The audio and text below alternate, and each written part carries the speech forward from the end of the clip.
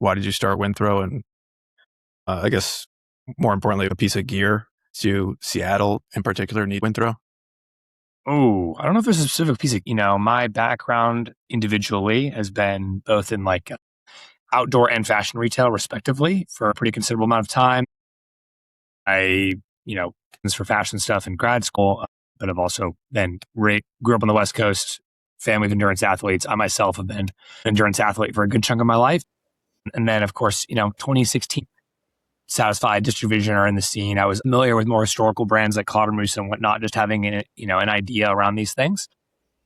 And, I was then. And so it kind of was, just, wasn't really going to actualize it in anything. But like, I think anybody that starts a store, I had an idea for quite some time, just kind of quietly within my own.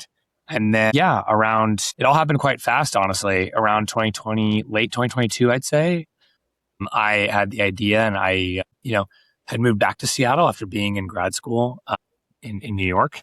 And I thought, how interesting would it be? I was seeing all these brands like Goldwyn and Satisfy and, et cetera, merchandised as they've gotten more popular, being merchandised in these really sleek kind of, very fashion-like events, which is cool. But I thought, oh, how cool would it be if these products were carried in a place like a historical outdoor hub like Seattle that isn't obviously known for design or culture for that matter, and kind of like a very geek shop kind of way that I would have grown up going to with my family, And how interesting would it be if we applied all these contemporary fashion branding principles and editorial principles to a place like Seattle that isn't really known for that? And how interesting would it be to shoot everything here and make it like a new aesthetic vision for the place, then kind of reclaim some of that legacy that's obviously not really part of the contemporary discussion very much. Yeah, everything kind of weird. Well, shit.